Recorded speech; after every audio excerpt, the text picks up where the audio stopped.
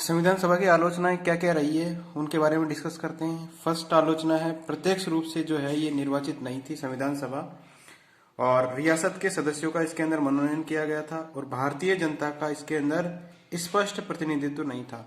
तो ये जो आलोचना है ये उचित नहीं है। क्यों नहीं है उचित?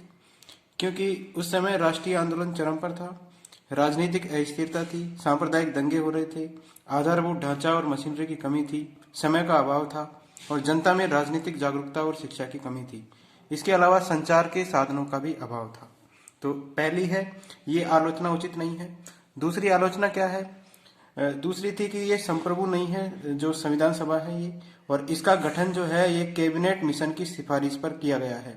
तो ये भी उचित नहीं है, क्योंकि 15 अगस्त 1947 को हमारा देश संप्रभु हो गया था और भारतीय स्वतंत्रता अधिनियम 1947 के अंतर्गत ये जो है संप्रभु हो गया था।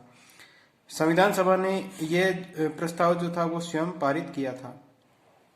तीसरी है संविधान सभा की आलोचना कि समय का अपव्यय हुआ है। इसके अंदर 2 वर्ष 11 माह 18 दिन लगे हैं, लेकिन अमेरिका को जो संविधान बनाया गया उसके अंदर 4 माह में वो तैयार हो गया था। तो ये भी उचित नहीं है, क्योंकि भारतीय विविधता है, भारत में विविधताएं बहुत है। इसके अलावा भारत जो है एक विविधता वाला देश है। बड़ा संविधान था भारत का, संघ और राज्य दोनों का संविधान था। तो ये 3 पॉइंट है जिसके कारण जो है ये समय का अपव्यय की आलोचना उचित नहीं है।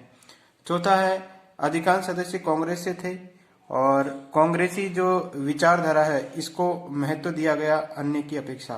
तो ये आलोचना भी उचित नहीं है, क्योंकि उस समय पर कांग्रेस जो है वो सबसे बड़ा राजनीतिक दल था। प्रारूप समिति की बात करें तो इसके अंदर कांग्रेस के 2 सदस्य थे और ये संतुलित संविधान था। पांचवा है, अधिकांश हिंदू थे और ये जो है हिंदू धर्म से प्रभावित थी संविधान सभा जो बनाई गई थी। तो ये भी उचित नहीं है, बल्कि प्रशंसा है।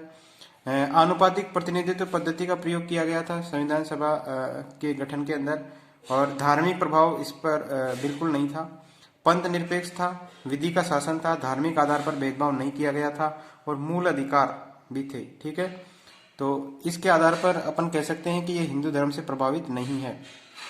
लास्ट पॉइंट था इसके आलोचना का कि अधिकांश राजनेता और वकील थे, अधिकांश जो थे इसके सदस्य। भाषा जटिल थी और अन्य वर्गों का इसके अंदर प्रतिनिधित्व नहीं था। ये भी उचित नहीं है, क्योंकि अधिकांश देशों का संविधान जो है इन्होंने ही तैयार किया है।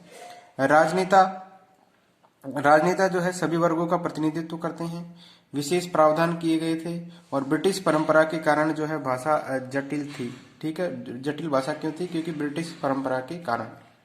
तो ये थे संविधान की आलोचना के पॉइंट। Thank you friends.